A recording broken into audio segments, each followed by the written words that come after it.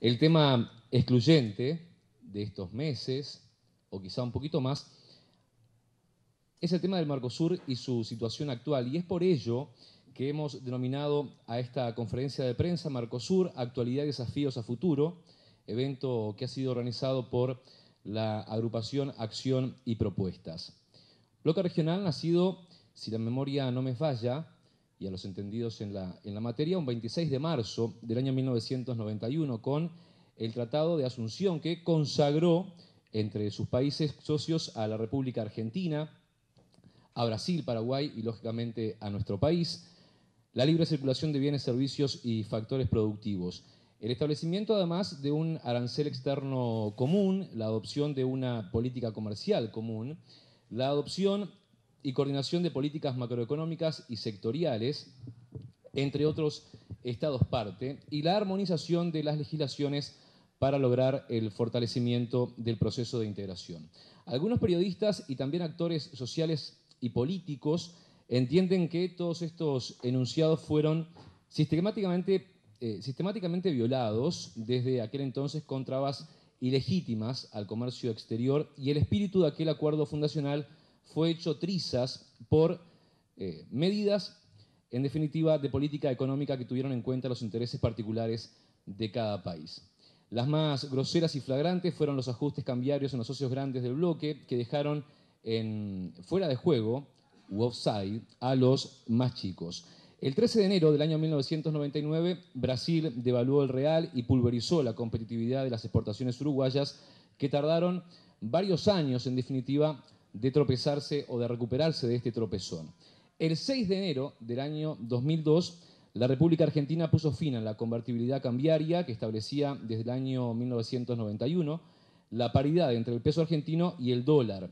Esto provocó una furibunda crisis económica, política y social que traspasó, en definitiva, el Río de la Plata y dejó a nuestro país al borde de la pulverización económica con daños económicos y sociales de alguna forma u otra, y creo que coinciden que han sido irreversibles. Entonces a representantes de todos los sectores políticos con representación parlamentaria para abordar justamente este tema del PIT-CNT y de la Cámara de Industrias del Uruguay.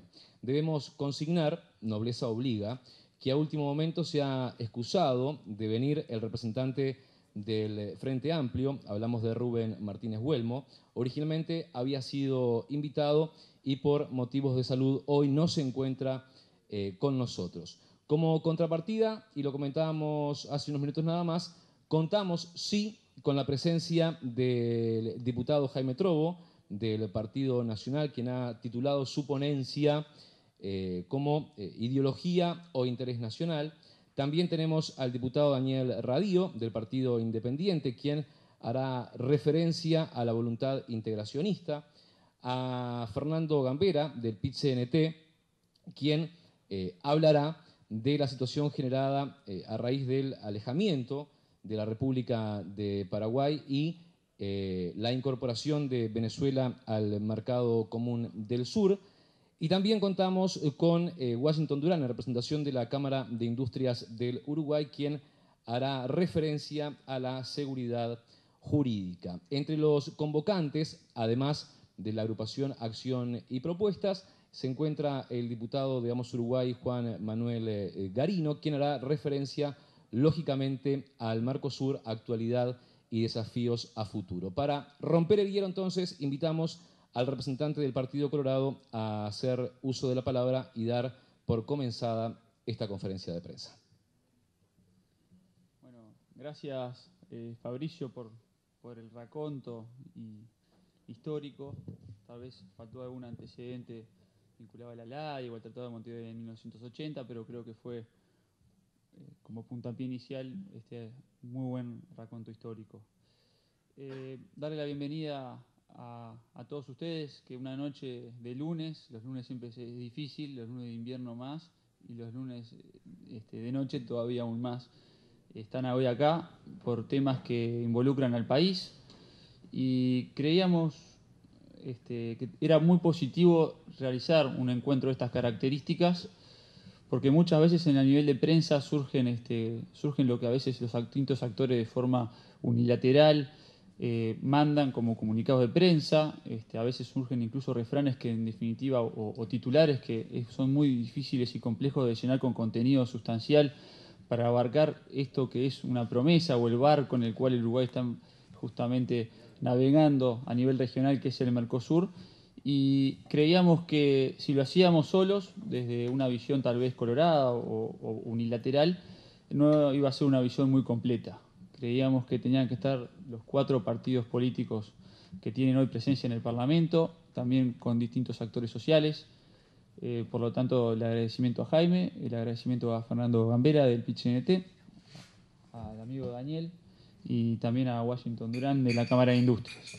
Creemos que así, cada uno con su enfoque y sus inquietudes, podemos aproximarnos a la realidad y el contexto en el cual hoy atraviesa el Mercosur y, en definitiva, cuáles son los desafíos a futuro. También vale la pena aclarar, y no está de más, que todo lo que se diga y se exponga acá es a título personal de quienes lo exponen. Yo no soy el vocero del Partido Colorado en esta materia, ni me proclamo serlo, y creo que también los invitados no son tampoco los voceros oficiales, sino son personas que unilateralmente van a hacer su visión desde su perspectiva y de su conocimiento del ámbito que les toca desempeñar. Para comenzar con mi exposición, que invito a que sea más o menos cada uno de 10-15 minutos para no extendernos mucho, voy a hacer un pequeño raconto económico con algunas cifras. Tengo acá unas cifras en particular con respecto al Uruguay y las exportaciones a la Argentina y Brasil, que son los socios comerciales con el mercado más rico y más cuantitativo, al cual a Uruguay le interesa más penetrar con sus productos. Voy a hacer un comparativo entre el 2011 y el 2012. Así tenemos, por ejemplo, las exportaciones de Argentina en el año 2011, en el mes de abril, fueron de 169 millones de dólares. En similar mes del 2012, 159, o sea, 10 millones de dólares menos. En mayo, 225 contra 205 del 2012, o sea, 20 millones de dólares menos. En el año 2012, en el mes de junio, 278, y en el 2012, 252, o sea, 26 millones de dólares menos. Y en el año 2011, en julio, 332 millones de dólares exportados hacia la Argentina contra 302, o sea, 30 millones de dólares menos. Distinta es la situación que acontece con Brasil, en donde en similares meses, abril, mayo, junio y julio, en la comparación 2011 y 2012, siempre se ha incrementado. Por ejemplo, en abril, 471 millones de dólares exportados contra 572, casi que aumentando en 100 millones de dólares las exportaciones mes a abril, año 2011-2012. Algo muy similar sucede en mayo, en junio y en julio. Rápido lo digo, 580 contra 640 en mayo. En junio del 2011, 710 contra 765, es una diferencia de 55 millones. Y en 2011 a 2012, 853 contra 910. Creo que es bastante notorio que con Brasil tenemos un ingreso al mercado mayor, con mayor perspectiva, con crecimiento, y no tanto con Argentina. Así, por ejemplo, hacemos una comparación del 2005 al 2011, vemos que las exportaciones a la Argentina en el año 2005 eran de 256 millones de dólares. Y en el año 2012 hubo un incremento sí, de 588 millones de dólares las exportaciones de Uruguay hacia la Argentina. Pero de vuelta, comparémoslo con Brasil. En el año 2005 el Uruguay exportaba 465 millones de dólares y en el año 2011 1.626 millones de dólares. ¿Qué quiere decir esto? Que con Argentina hemos, obviamente con precios inflacionarios, y esto no tiene que ver tampoco a veces con la cantidad, sino también con los vaivenes del dólar, pero hemos duplicado en términos económicos, en el dólar, hemos duplicado con la Argentina las exportaciones, pero con Brasil la hemos cuadruplicado en términos de dinero en 6 años. Resultado, con la Argentina el destino de nuestras exportaciones es el 7% y con Brasil es el 20%. Vemos que hay más seriedad, más cumplimiento más seguridad a la hora de invertir y trabajar en un proyecto exportador hacia Brasil que con la Argentina. Y no es una comparación que hay que hacerla en una década atrás o dos, sino que vale la pena repasar lo que fueron las cifras que acabo de decir del año 2011 al 2012. En el año 2011 ha habido una escalada de medidas no arancelarias, que justamente es lo que se criticaba y lo que se auspiciaba con el Mercosur, eliminar las barreras no arancelarias para justamente lograr un mercado y un intercambio comercial más genuino. Así, por ejemplo, hemos visto lo que se ha titulado las famosas medidas Moreno. Es el ministro de Comercio allá en la Argentina. Así, por ejemplo, tenemos las medidas que están vinculadas con las licencias no automáticas, en donde hay que pedir autorización al país receptor, o sea, el país importador, en este caso la Argentina, y vemos que hay una gran demora. Vemos también cómo, están también las medidas 1 a 1, o sea que para que una empresa importadora en la Argentina pueda importar, tiene que también acreditar lo que es la exportación en términos de dinero similares. O sea, por cada dólar que yo quiero importar, como importador argentino quiere importar, también tiene que acreditar que se exporta por similar cantidad. Eso obviamente abre un mecanismo engorroso para los importadores, desestimula la importación y se dan situaciones muy extrañas, como por ejemplo que empresas, por ejemplo automotrices, que quieren traer un auto importado, tienen que asociarse con alguna empresa arrocera o una empresa sojera y tratar de llegar a las cuentas, a ese famoso 1 a 1. También, por ejemplo, las medidas vinculadas con la AFIP a la hora de hacerse de divisas extranjeras y poder venir al Uruguay y por ejemplo, pasar las vacaciones acá en nuestras costas. Las medidas siguen y son bastante extensas, pero creo que a título ilustrativo podemos concluir que tenemos un problema de barreras no arancelarias con la Argentina particularmente. En septiembre del 2011, preocupado por esta situación, yo solicité una entrevista en el Congreso argentino. Obviamente que con Cristina Fernández nunca iba a ser recibido, con el ministro que nos pone todas las trabas tampoco, pero me sentíamos que podíamos tener acceso y generar una especie de intercambio de nuestras inquietudes en la comisión del Mercosur que funciona dentro del Parlamento argentino. Fue así que, con nuestras inquietudes, yo me volví, fui por el día o por la mañana, y con nuestras inquietudes los legisladores argentinos elaboraron un informe que se llama Informe sobre la relación bilateral argentino y Uruguay. Tiene fecha de septiembre del 2011. Destaca que es a partir de que el diputado acá dice Garino, recibiendo una posibilidad de exponer su visión sobre el Mercosur, se elabora el siguiente informe y habla de unas 30, 40 situaciones vinculadas con de todo tipo, desde la imposibilidad de traer energía del Paraguay al Uruguay. Hoy ustedes lo ven en la televisión, en los spots televisivos, cómo la UTE saca un comercial destinado a que ahorren energía, o sea, un monopolio invita a por favor ahorren y no consuman el producto que estamos vendiendo, algo que debe pasar solamente en Uruguay. Bueno, licencias no automáticas, problemas energéticos, fallos arbitrales incumplidos por la Argentina, plantas de celulosa, trancas de puentes. Ahí aparece por ahí el Mundial del 2030. Bueno, eso parece ser como la única perspectiva de algo positivo en esta compleja relación bilateral que tenemos con la Argentina.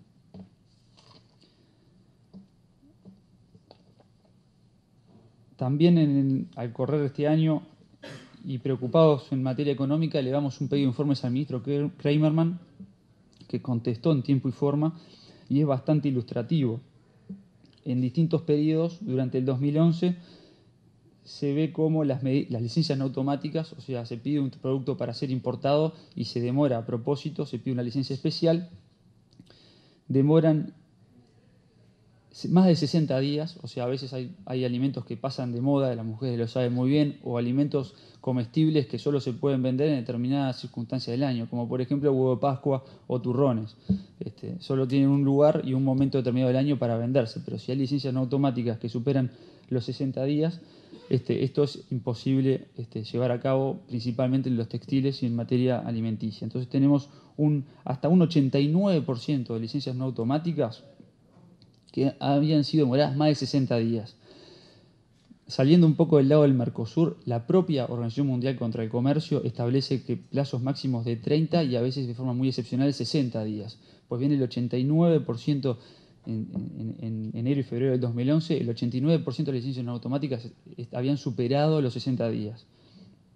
En septiembre del 2011, por ejemplo, eran el 57% y otras pendientes al cierre de este pedido informe, o cierre, al cierre del 2011, alcanzaban el 67% de las solicitudes.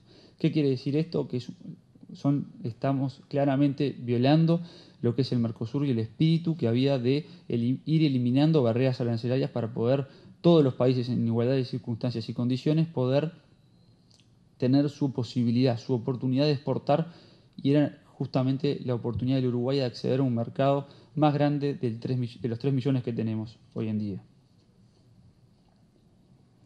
En este contexto de incumplimientos de tratados internacionales, de cumplimientos tanto dentro de la Organización Mundial de Comercio como también del Mercosur propiamente, ¿cuál es la respuesta? ¿Cuál es la solución?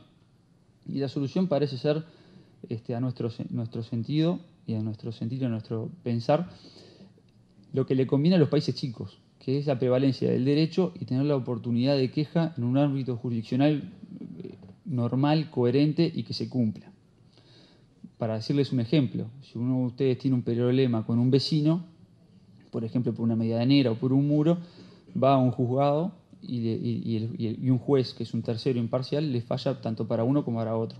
Así como si tienen un accidente de tráfico, así como si alguien les debe dinero. Eso sucede en el mundo, en este país o en Uruguay, y así es como se dirimen las relaciones entre personas. A nivel internacional pasa algo parecido. Son estados, o sea, personas jurídicas con personería internacional, estados y organismos que juegan roles entre sí, que se cuidan sus propias economías y, en definitiva, operan y trabajan para que haya determinados ámbitos con jurisdicción para poder canalizar sus quejas y lograr corregir inequidades o injusticias como las que les nombraba hoy por parte de la Argentina. Hoy acá en mis manos tengo un laudo arbitral del Tribunal Permanente de Revisión. El Tribunal Permanente de Revisión vendría a ser como el poder judicial del Mercosur, es el órgano con jurisdicción el cual dirime los asuntos de particulares contra estados, o sea, por ejemplo, un importador que se ve violentado por la Argentina, o en este caso un exportador uruguayo que se ve violentado por la Argentina y por medidas arbitrarias e ilegales, y le pide al Uruguay que haga los descargos contra la Argentina. Algo similar a lo que vendría a ser un juicio. Pues bien, acá tengo el laudo del año 2005, en donde se aplica todo lo que es el Tribunal Permanente de Revisión, este es este ámbito jurisdiccional en donde los estados se quejan, y es una persona física que recurre al Tribunal Permanente de Revisión, es un exportador de neumáticos desde Uruguay hacia la Argentina. La Argentina hizo una ley que en definitiva consiste en la prohibición de dicha importación, se queja, logra en el año 2005 un fallo el cual lo beneficia, y en definitiva este fallo han pasado 7 años y la Argentina lo incumple. O sea, tenemos un ámbito jurisdiccional en donde de forma racional se pueden canalizar los reclamos que estamos hoy advirtiendo, llámese las medidas Moreno, entre otras, pero que en definitiva se incumple. Entonces caemos en un contexto general de incumplimiento de todo tipo que no beneficia claramente a los países chicos en esto que es un bloque que es el Mercosur, no beneficia a los países chicos, a Uruguay y Paraguay, y sí beneficia a estos incumplimientos impunes en materia de ayornar lo que es el derecho. Fíjese que este laudo nada más y nada menos que condena a la Argentina que en un plazo de 120 días modifique una ley sobre la prohibición de importar neumáticos, que es la producción uruguaya. Pues bien, han pasado más de 120 días, han pasado 7 años y esto no se cumple.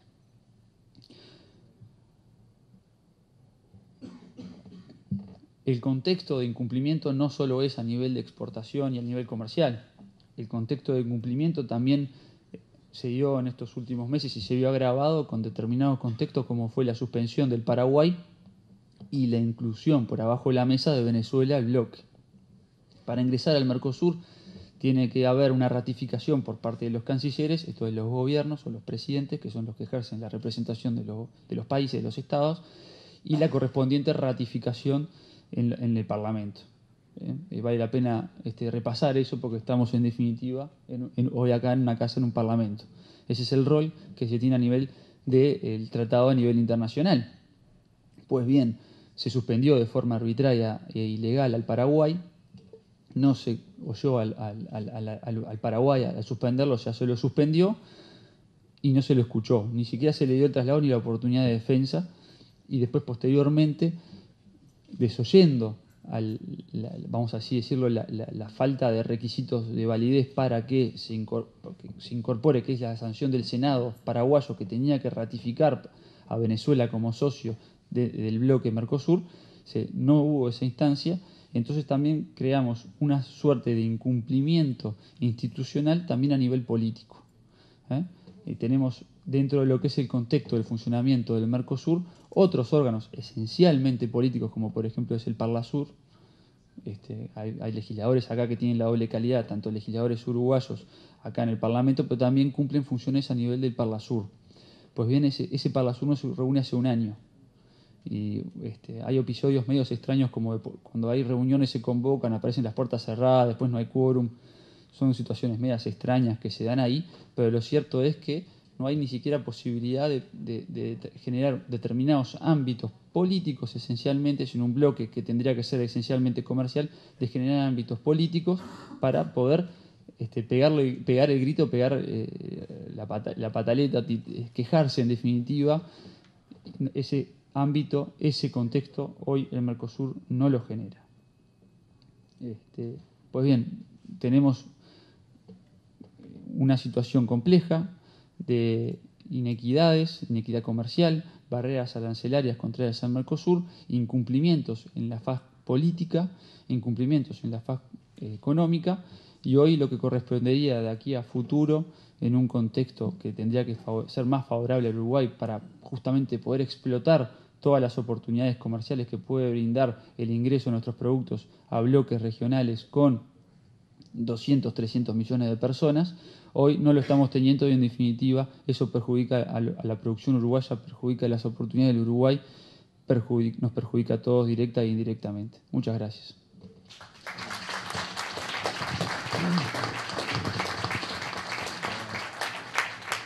El agradecimiento entonces al diputado Juan Manuel Carino.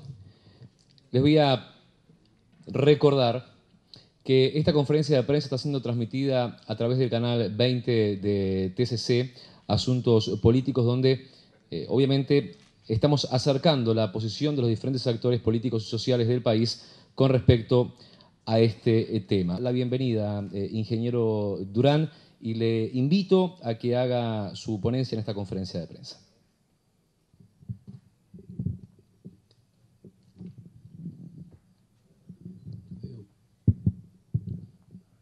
Bien, buenas noches para todos. En primer lugar, en nombre de la Cámara de Industrias del Uruguay y en particular de su presidente, les transmito nuestras felicitaciones por la iniciativa y el agradecimiento por invitarnos a ser parte de ella. Para ubicarnos en la actualidad del Mercosur, nos parece necesario comenzar con una presentación, aunque sea lo más breve posible, para no aburrirlos, sobre la evolución de algunos indicadores del intercambio comercial en la región. Por ejemplo, en esta lámina podemos ver el saldo comercial en el comercio de bienes entre Uruguay y el Mercosur. En la línea, las barras azules muestran las exportaciones año a año de Uruguay, las rojas las importaciones y la verde el saldo, y la línea corrida abajo es la tendencia de ese saldo de la balanza comercial. Los registros comienzan con el inicio del Mercosur en el año 1991 y llegan hasta el año 2011, que es el último año cerrado. En el año 91 teníamos un comercio relativamente equilibrado con la región, que ya mostraba un desequilibrio con Argentina y que tenía un cierto déficit con Brasil, que de alguna manera iba compensando parte de ese desequilibrio. Pero lo cierto es que esto, a lo largo de los años, y en particular a partir de la crisis o de la devaluación brasileña del año 99, este déficit comienza a hacerse cada vez más grande, llegando a la situación actual en el que supera los 1.000 millones de dólares el déficit en la balanza comercial con los países del Mercosur. Y esto es en el comercio de bienes en términos generales.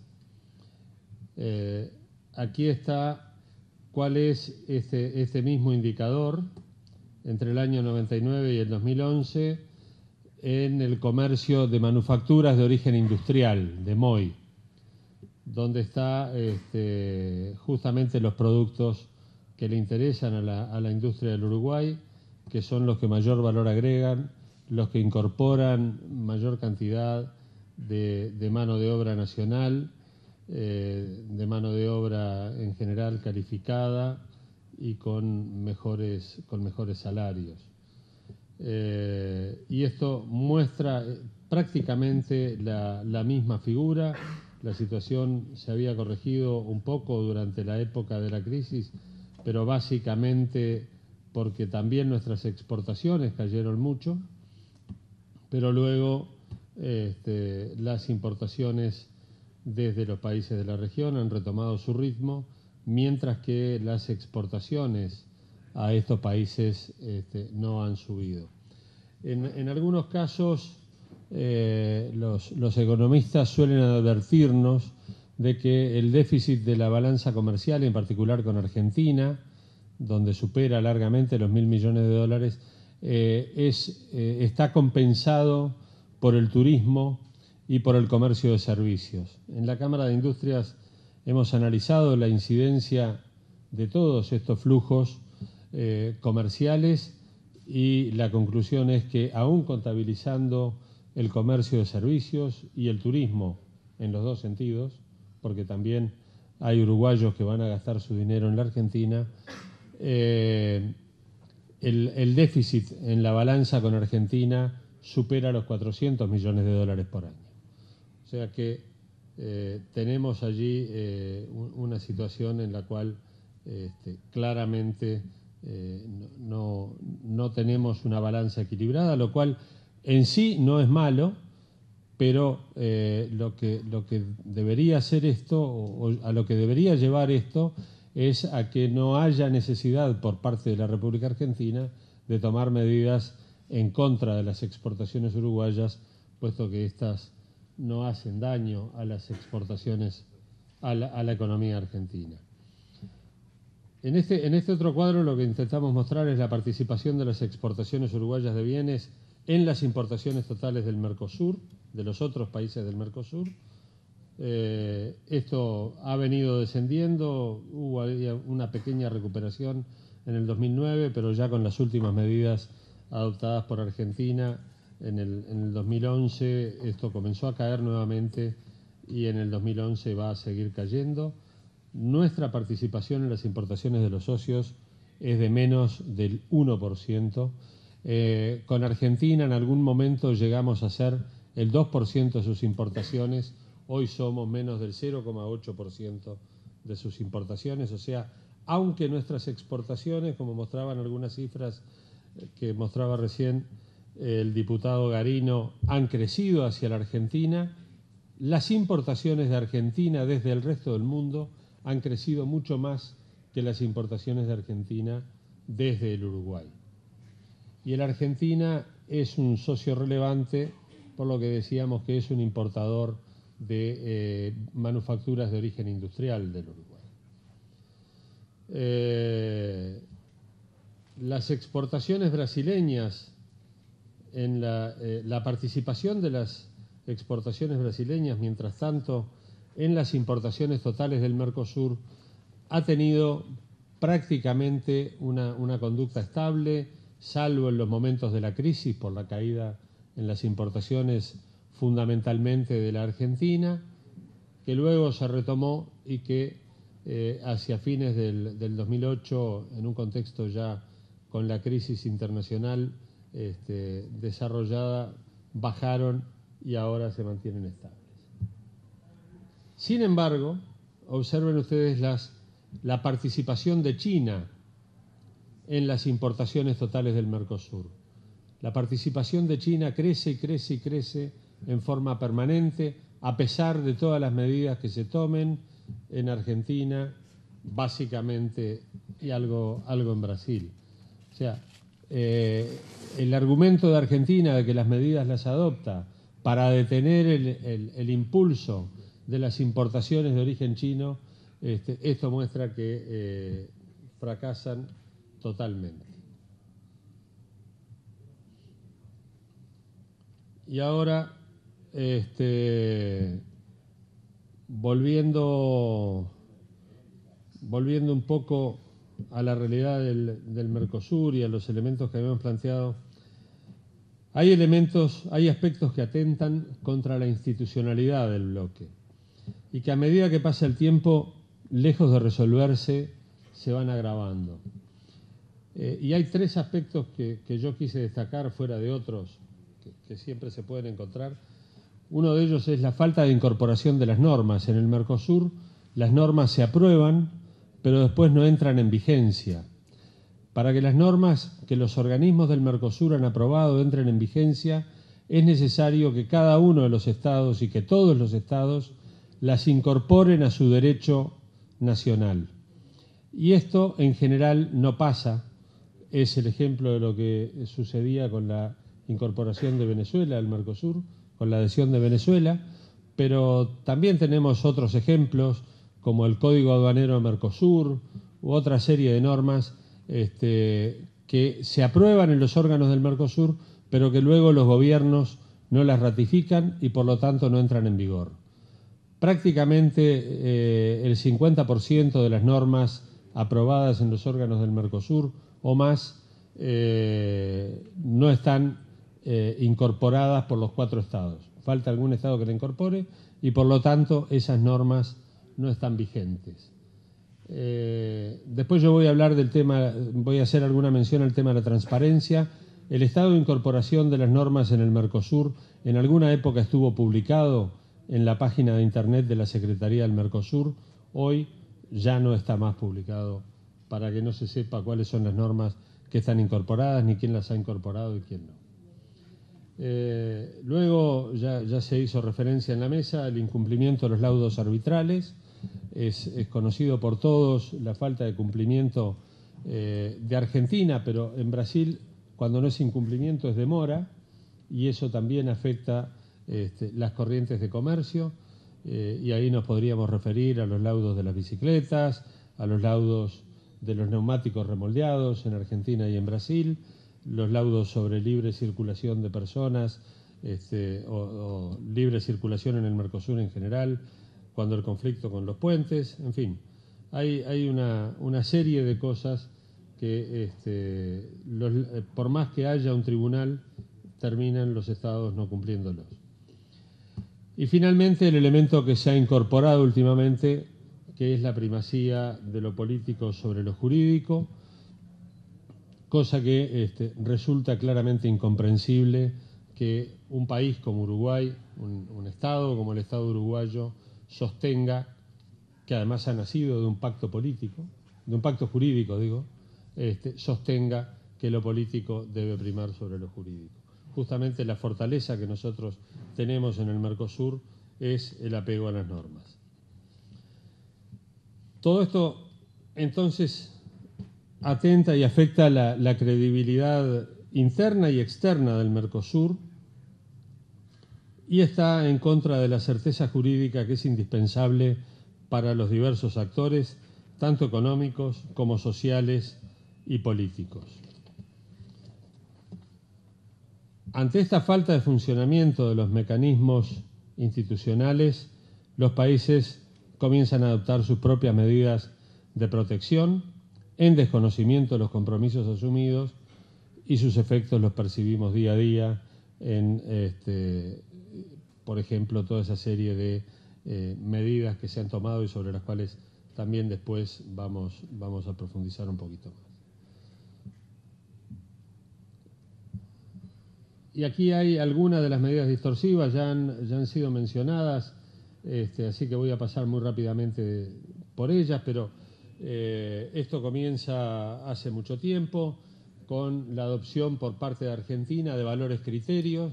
Es una forma de establecer precios de referencia que no están admitidos en la Organización Mundial de Comercio, pero que Argentina establece una serie de valores criterios y dice determinado producto no puede ingresar al país a menos de cierto valor.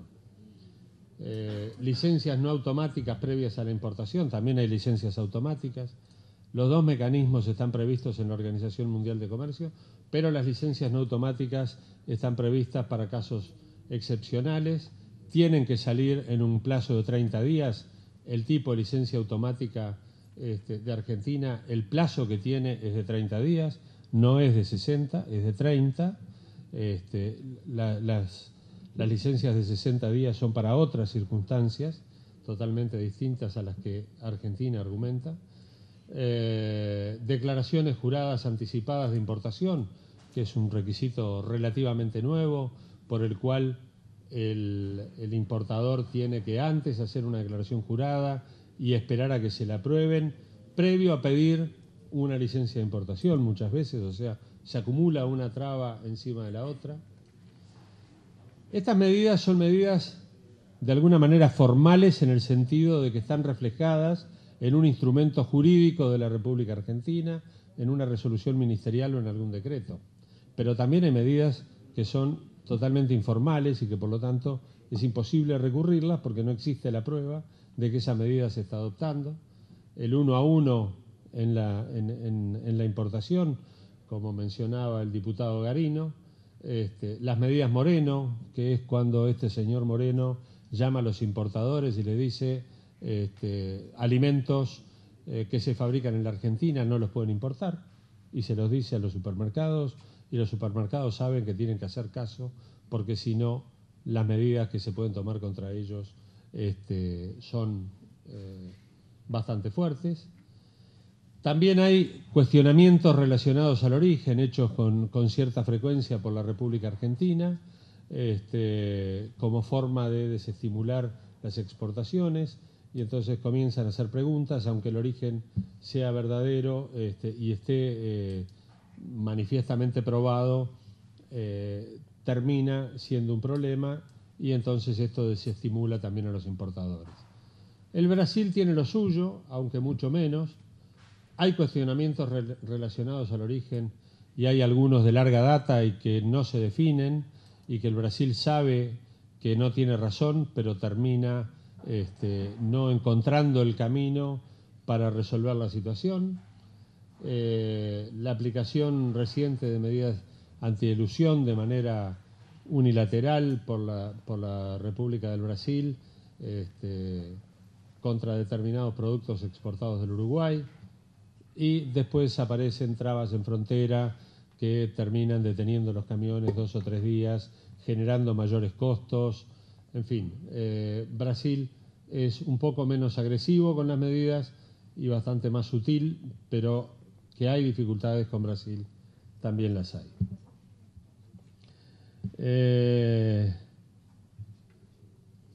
En este análisis es importante considerar también cuáles son las necesidades del Uruguay industrial, entendiendo por Uruguay industrial el conjunto de inversores, empresas y trabajadores, porque cuando hay una medida que afecta a la industria nacional, esa medida afecta a quienes invierten, afectan a las empresas en su funcionamiento y por último, o en principio terminan afectando el bolsillo de los trabajadores que pierden su trabajo o que tienen que ir al seguro de paro. ¿Y cuáles son las necesidades que tiene el Uruguay industrial? Bueno, el Uruguay industrial necesita de un mercado doméstico sin ninguna duda. Es muy difícil para la mayoría de las industrias, sobre todo para las pequeñas y medianas empresas, vivir si no pueden contar con un mercado doméstico fuerte que les dé soporte. Pero también es cierto que el mercado doméstico, a pesar de que ha crecido, a pesar del crecimiento económico que ha tenido el país, no es suficiente para darle sostenibilidad a la mayoría de las empresas, y para eso necesitan tener seguridad de acceso al mercado regional, acceso comercial preferencial a terceros mercados y tener acceso a materias primas, insumos y tecnología a precios competitivos. Y todo esto, ¿con qué objeto? Bueno, con el objeto de aumentar la producción, de mejorar la calificación del empleo y generar nuevos puestos de trabajo calificados, de incrementar la competitividad, de alentar la inversión, de promover la especialización productiva, de atender, es necesario que se atienda a sectores sensibles, en fin, estas son las cuestiones que deberían ser atendidas en toda esta situación. Como se ve, la situación actual, en particular para el Uruguay industrial, es muy complicada, pero también sería sumamente fácil de resolver. Bastaría con que los gobiernos tuvieran la voluntad política de cumplir los pactos suscritos para que la situación se encauzara nuevamente dentro de los carriles normales. Si existiera esa voluntad política, no tendríamos que estar hablando ni perdiendo el tiempo con todas estas cuestiones. Que haga uso de la palabra al diputado del Partido Nacional, Jaime Trovo, quien va a estar haciendo alusión, lógicamente, a la situación del Mercosur, pero particularmente lo ha titulado con el nombre Ideología o Interés Nacional. La palabra del diputado Jaime Trovo. Muy bien, muchas gracias. Muchas gracias al diputado Juan Manuel Garino por la invitación que nos cursó. Desde el momento que nos planteó el interés en que participáramos de una mesa de análisis sobre la situación del Mercosur, nos pareció una muy buena propuesta, y sobre todo hacerlo en este ámbito parlamentario, donde muy probablemente nosotros estaremos lejos del análisis técnico sobre el tema, pero sí poniéndole la inflexión política que este tema lo tiene, y por cierto que esa es muy intensa y muy fuerte. Cuando a mí me preguntaron, bueno, ¿cómo le pondría a su exposición? Que va a ser una exposición breve y con carácter. No va a ser una exposición de un analista, sino que va a ser una exposición de un político y de un político nacionalista. Le mencioné ese planteo a quien nos está presentando, porque sin perjuicio de la visión que pueda haber sobre los términos de intercambio y las características que tiene hoy día el acuerdo del Mercosur, yo creo que hay que darle un valor muy importante a la evolución que ha tenido en las mentes y en el espíritu de algunos de los actores de la región y del modo que nosotros eso lo encaramos. En primer lugar, quiero ir hacia el pasado, hacia la concreción del Mercosur, para identificar en algunos de los hechos de la historia de su conformación la razón de ser que tuvo, el origen que tuvo, el contenido que tuvo desde el primer momento, y en cierta medida las cifras y los datos que se nos dan hoy día a partir de lo que es la concreción original del Mercosur nos da una pauta cercana a una visión de ciertos fracasos. Cuando se analiza el Mercosur, yo creo que hay que, por lo menos yo creo que hay que ponerse en una posición que es la posición desde el Uruguay. Porque yo veo con insistencia que hay muchos uruguayos que hablan del Mercosur desde la posición de otros actores. Hay uruguayos que hablan del Mercosur desde la posición del Brasil, hay uruguayos que hablan del Mercosur desde la posición del Uruguay, de la Argentina, hay uruguayos que hablan del Mercosur desde la posición de un analista que mira una realidad como si le fuera absolutamente ajena. Entonces, como no siente dolor por lo que le está ocurriendo, razona exclusivamente como periodista y no como ciudadano. Y hay la posibilidad de analizar el tema del Mercosur desde la pragmática y el nacionalismo o desde la ideología y el romanticismo abstracto del latinoamericanismo. Yo prefiero verlo desde la perspectiva del Uruguay, de mi país, el país en el que vivo, en el que está mi familia, mi barrio, mi ciudad, mis productores, mis trabajadores, mis políticos, la gente de este territorio. Y es a partir de esa visión que cuando identificamos en los episodios históricos de la concreción del Mercosur, vemos que allí se lanzaba una especie de estrategia decidida para defender el interés nacional, no abstrayéndose de la realidad regional o internacional, pero sí defender el interés nacional.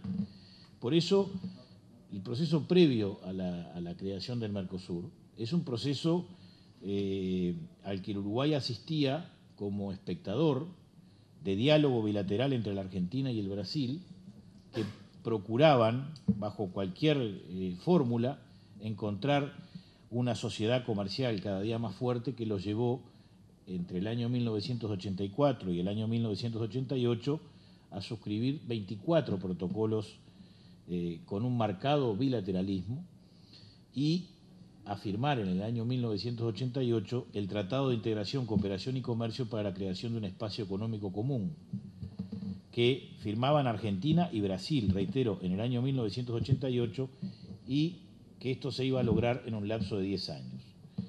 Ese acuerdo, ese tratado de integración entre la Argentina y el Brasil, iba a estar abierto a la suscripción de algunos otros miembros, siempre y cuando estos fueran miembros de la ALADI, a partir del 5º año de su vigencia. En 1990, en el mes de julio, el 16 de julio, los argentinos y los brasileños firmaron un acta en el cual se comprometen a establecer un mercado común entre la Argentina y la República del Brasil. Y el 1 de agosto de 1990, Uruguay, asistiendo a ese diálogo bilateral que nos iba a excluir de un proceso de integración económica hacia el futuro, porque la Argentina y el Brasil empezaban a caminar juntos, la diplomacia uruguaya provocó una reunión que se realizó en Brasil el 1 de agosto de ese año 1990, a la que asistieron los ministros de Economía y los ministros de Relaciones Exteriores de Argentina, Brasil, Uruguay y Chile. Y allí se propuso la concreción de un mercado común en el cual estuviera también integrada la República de Chile. Y Chile se excepcionó, señaló que no le convenía ingresar a ese proceso de integración como miembro pleno o el que resultara de esa reunión, en virtud de su situación económica y su estrategia de apertura internacional que llevaba adelante ya desde ese tiempo y que hoy ha concretado notoriamente. Se invita a Paraguay. La invitación a Paraguay es una invitación protagonizada por el interés del Uruguay de equivaler en cierta medida el peso de los socios, y este es un dato que no es menor, es realmente un dato muy importante. El ingreso de Paraguay a Mercosur es el ingreso de un pequeño Estado, como el Estado uruguayo, que es invitado con el propósito de Uruguay de que Paraguay además no quede excluido de un acuerdo regional, que Paraguay rompa en cierta medida su mediterraneidad, y creo que los uruguayos tenemos que estar orgullosos en haber producido, en haber provocado el ingreso de Mercosur, el ingreso de Paraguay a Mercosur. Porque es un componente que no solamente le dio a Uruguay la posibilidad de tener otro socio pequeño para equilibrar el poder de los dos grandes socios, sino que además creo que cumplió, o creemos nosotros que cumplió, un propósito histórico de servirle a Paraguay, de darle a Paraguay la mano que Paraguay necesitaba en una región que le había sido históricamente muy adversa. El proceso de análisis de la creación del Mercosur fue un proceso de discusión muy intenso, muy duro, muy difícil, porque allí la diplomacia uruguaya tuvo que trabajar en una estrategia que tenía el propósito de que la construcción institucional de ese mercado, de ese Mercosur, tuviera las mayores garantías posibles para los países pequeños. Cuando la Argentina y el Brasil tenían una visión minimalista de lo que debía ser el tratado o el acuerdo, simplemente unas normas de carácter general que establecieran de qué modo se debían llevar adelante las negociaciones, en realidad Uruguay intentó de que el tratado fuera lo más completo posible y que tuviera mecanismos institucionales bien definidos desde el comienzo. Eso, por supuesto, que no se logró en la primera instancia, a pesar de que el Tratado de Asunción es un tratado bastante completo y en algunos de sus aspectos fue perfeccionado con posteriores protocolos, pero lamentablemente las garantías que el Uruguay como Estado pequeño necesitaba para defender adecuadamente ese interés nacional, aun cuando fueron consagradas en las normas jurídicas, con el correr del tiempo fueron violadas sistemáticamente. Han habido ejemplos que dio el diputado Garino y el ingeniero Durán sobre la violación a las normas jurídicas internas del Mercosur, a los laudos de los ámbitos de solución de controversias, que son elementos fundamentales para la convivencia entre personas, familias, grupos sociales o estados. Precisamente la seguridad jurídica es lo que le asegura a todos, por igual, a los pequeños y a los grandes, a los ciudadanos, tengan la edad que tengan o la condición social o económica que tengan en una sociedad libre, pero también en un acuerdo libre, como es un acuerdo de estas características, que sus derechos son preservados y son respetados. Y es precisamente digamos, la piedra esencial de un acuerdo al que se ingresa voluntariamente y no por presión de nadie, y que tiene que tener en la garantía o en la seguridad jurídica la garantía del ejercicio de los derechos. El Uruguay razonó el proceso de integración y razonó el proceso de Mercosur. Y a todos los uruguayos en sus inicios nos emocionó y nos convocó. Todos los partidos políticos compartieron ese proceso de ingreso al Mercosur. Y lo compartieron no solamente desde la tribuna o desde la condición de espectadores, porque el gobierno de ese momento, el gobierno del Partido Nacional, tuvo la inteligencia, el interés de convocar a todos los partidos, que inclusive designaron técnicos para integrar grupos asesores bajo la conducción de un grupo asesor principal, con el propósito de que las negociaciones que se llevaran adelante de acuerdo a criterios chequeados, analizados, criterios que, digamos, recogieran la opinión de las distintas visiones que podían haber en el país de una instancia de estas características. A mí me da gracia cuando algunos comentaristas políticos, o algunos periodistas también, quieren ver en el Mercosur, en su inicio, en su origen, una especie de expresión de un acuerdo neoliberal. Ustedes habrán escuchado que hay muchos que dicen, aquel fue el Mercosur de Collor, el Mercosur de Menem, el Mercosur de Lacalle, el Mercosur de los neoliberales. En realidad era un acuerdo comercial beneficioso para que el Uruguay pudiera defender a su industria, pudiera defender a sus trabajadores, ante la circunstancia de que la Argentina y el Brasil, excluyendo a los vecinos de la región, querían resolver sus temas comerciales entre ellos. O sea, en realidad la apuesta al Mercosur no fue una apuesta neoliberal, fue una apuesta a construirle al Uruguay la posibilidad de blindar su desarrollo comercial con los países de la región, sobre todo con la Argentina y el Brasil, tan relevantes en materia comercial como lo señalan los números. Yo hago esta afirmación porque si uno analiza los episodios históricos, va develando las incógnitas y va desmontando los mitos que se han querido crear en torno a este tema.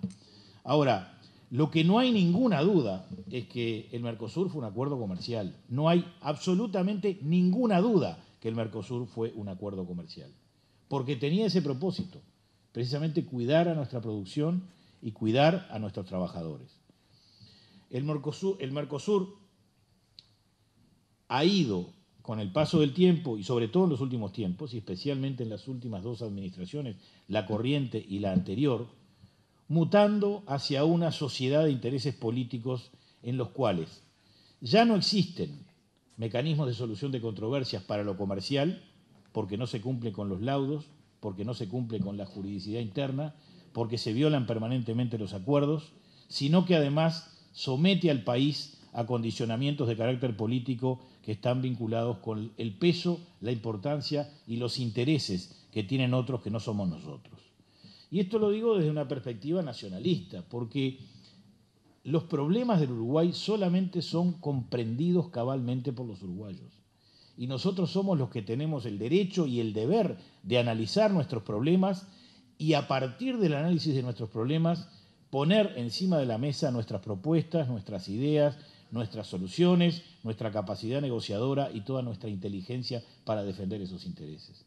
Por eso decía al principio que por supuesto hay un Mercosur para el Brasil, por supuesto hay un Mercosur para la Argentina, hay un Mercosur para el Paraguay, pero hay un Mercosur para el Uruguay y nosotros los uruguayos tenemos que razonar el Mercosur desde nuestra perspectiva uruguaya, no la perspectiva de un analista independiente o de un analista ideológico, sino la perspectiva de un individuo vinculado con los intereses de su sociedad y el país en la cual vive. Y entonces, las fallas en la institucionalidad, las fallas en el ejercicio de la práctica de las seguridades jurídicas, al que le han causado mayor daño han sido al Uruguay. Quiero brindarle la palabra al representante del PIT-CNT, Fernando Gambera, no sin antes rogarles que no se excedan en demasía del tiempo estipulado para darle cabida o participación al resto también de los panelistas. Fernando, adelante. Gracias. Bueno, buenas noches a todos y a todas. Vamos a tratar de cumplir con los 10 minutos que se nos había planteado como pauta al inicio. En primer lugar, saludar y agradecer la posibilidad de dar nuestro punto de vista aquí en este foro y en este debate. Sabemos que tampoco somos técnicos en el asunto, ni vamos a estar dotados de demasiado material, sino en todo lo contrario, sino desde todo nuestro camino y deambular como sindicalistas en este tema del Mercosur, seguramente con una intervención con tanto carácter, si es posible, como la del compañero Trogo. Pero la verdad es que quiero empezar diciendo de dónde venimos, porque si no tal vez no nos terminamos entendiendo. La Coordinadora de Centrales Sindicales del Cono Sur, que reúne a todas las centrales sindicales de Argentina, Brasil, Uruguay, Paraguay, Chile, es incluso más antigua que el propio Mercosur. Y fue creada como una coordinación entre todos los sindicatos de la región para enfrentar las situaciones de posibilidades de caída de instituciones o de problemas con los sistemas democráticos en el Uruguay, en los países de la región, y en particular para defender el proceso democrático de Paraguay. Y por eso quería decir claramente por qué para nosotros esto ha sido una cuestión casi sin discusión entre los sindicatos de la región, cuando desde nuestro punto de vista en Paraguay no se respetó el debido proceso en el caso de haber una acusación contra el presidente. Nosotros no tomamos partido frente a un amigo, como se decía recién, porque no es más amigo Lugo que cualquier otro presidente de la región, ni mucho menos. Nosotros no éramos amigos ni de cerca del presidente Bordaberry cuando la Central Sindical del Uruguay declaró la huelga general para defender la democracia en el Uruguay. Nosotros no éramos amigos, pero ni de cerca, de Jorge Valle en el 2002, cuando y esto que voy a recordar es en estos días, justamente hoy, 6 de agosto, cuando todo el movimiento sindical, y en particular mi sindicato, el sindicato bancario, se puso al frente de defender las instituciones en este país, porque había quienes decían que lo mejor era que se cayera el gobierno y con él las instituciones. Los trabajadores tenemos claro que en cualquier caso, en cualquier caída institucional, los más perjudicados somos los trabajadores. Lo hemos vivido en carne propia. Justamente es uno de los temas o aspectos que va a estar abordando el diputado del Partido Independiente, Daniel Radío. El título de su ponencia es Voluntad Integracionista. Gracias. La primera cosa que quiero es saludarles y agradecer la invitación de la agrupación Acción y Propuesta de Vamos Uruguay, del Partido Colorado, y comentarles que para mí es un honor compartir esta mesa con representantes del PCNT, con representantes de la Cámara de Industria y por supuesto con mis colegas legisladores, diputado Garín, el diputado Trobo y el senador Baraybar, con quienes yo siempre aprendo mucho y seguro que tengo mucho más para seguir aprendiendo.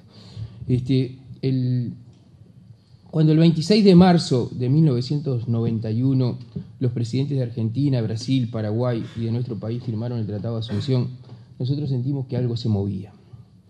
Tuvimos esa ilusión, tuvimos la impresión de que necesitábamos creer, que necesitábamos soñar y que por fin abandonábamos el puerto y salíamos a navegar en la búsqueda de algo diferente.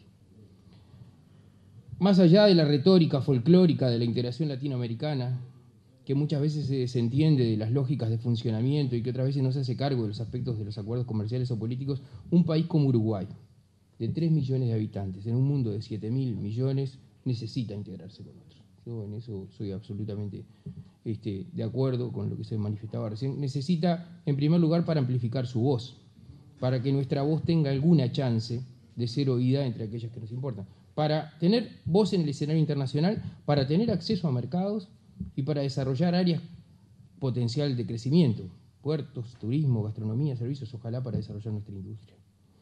Y para esto no nos queda otra alternativa que sumar esfuerzos con otros países que también perciban horizontes a ser alcanzados, que también perciban limitaciones y que conciban que sus posibilidades de acceder a sus anhelos nacionales se potencien con los acuerdos, que eventualmente son regionales, y con los cuales además compartimos valores, principios, y con los cuales compartimos además el respeto a determinadas normas de convivencia. No se trata entonces de una apelación a discursos trasnochados. Y tampoco se trata de la invocación recurrente a un presunto mandato de la historia por la integración latinoamericana, y ni siquiera se trata de la apelación a manoseados liderazgos históricos. Se trata de alimentar algo más que ilusiones, se trata de construir sueños, de construir esperanzas, ni más ni menos que a partir de conveniencias y de beneficios mutuos para nuestro pueblo, que no necesariamente son beneficios económicos. El Mercosur, como bien se manifestaba, no nace como un bloque político, sino como un bloque comercial. Pero superando, a mí me parece que debemos superar la miopía mercantilista que a veces nos caracteriza, hay también anhelos nacionales de otro tipo que nos importan y que podrían y deberían potenciarse a partir de acuerdos supranacionales, vinculados, por ejemplo, a los principios, el respeto a la soberanía de cada país y al principio de no intervención. Yo no quiero a un Paraguay tutelado, no solo en las elecciones, en nada. El respeto por los derechos humanos, la resolución pacífica de los conflictos, la lucha contra la contaminación y la defensa del medio ambiente, la libre circulación que se manifestaba recién. Hablamos de Carlos Baraybar. Muy buenas noches, adelante. Buenas noches, un gusto estar dialogando con esta audiencia donde veo una buena concurrencia de jóvenes y es buena cosa que los jóvenes se interesen por los temas políticos. También buena cosa por este panel. Y felicitaciones al diputado Garino, porque acá estamos representados los 4 partidos políticos que tienen representación parlamentaria, representados por dirigentes ni más ni menos, pero los 4 somos parlamentarios, y además por la presencia de la Cámara de Industrias y el PCNT. Un panel interesante, que muchos lo quisieran tenerlo y no siempre lo tienen. Así que mis felicitaciones por esta capacidad de convocar. Habría que ponerle un título. No sé si todos tienen que poner. Yo le voy a poner uno. Y le voy a llamar Del Consenso de Washington al Foro de San Pablo. Cada cosa tiene mucho para explicar. Y naturalmente decir que en 10 minutos voy a poder cortar grueso, grandes pinceladas de muchas cosas muy opinables, muy debatibles. La semana pasada nomás, en la Cámara de Diputados, a raíz de lo de Paraguay y lo de Venezuela, la Cámara de Diputados creo que durante 6 horas o algo así discutió el tema y el Senado durante otras 6 horas discutió el tema. Vaya si habrá para discutir sobre el tema. Yo creo que fue demasiado el tiempo, pero algo podía plantearse. Hace 30 años América Latina estaba inundada de dictaduras militares muchas de ellas de corte fascista, violadoras de los derechos humanos, absolutamente los pueblos sojuzgados. Hace 20 años, América Latina estaba conducida en la inmensa mayoría por gobiernos neoliberales. Dentro de ellos, con respeto, porque es mi país y fue mi presidente, y que es el partido del diputado Trovo, gobernada en el caso de Uruguay por el hoy senador Luis Alberto Lacalle. Pero no fue un gobierno neoliberal. Bueno, ese es otro tema, lo dejamos para otro día. No, pero descríbalo. Bueno, yo te escuché. No, pero describa por qué fue neoliberal. Yo te escuché con mucha atención, y no todo lo que dijiste lo comparto, aunque algunas cosas sí. Y hoy, nos guste o no les guste, y sé que hay muchos que no les gusta, tenemos América Latina una cantidad de gobiernos progresistas. ¿Qué son los gobiernos progresistas? Una cosa muy difícil de explicar. Tanto como a mí me ha tocado explicarlo a nivel nacional y a nivel internacional, tanto como resulta difícil explicar el Frente Amplio. Es difícil. Yo lo reconozco. Yo fui fundador del Frente Amplio y he sido frente amplista toda mi vida. Pero reconozco que no es fácil explicarlo y no es fácil entenderlo. Como no es fácil entender cuáles son los movimientos progresistas en América Latina, donde hay cosas tan distintas como lo que fue Miguel Bachelet y Lagos, o Tabaré y Chávez, o Fidel o Raúl Castro. Son distintas. El agradecimiento enorme por haber estado presentes en esta conferencia.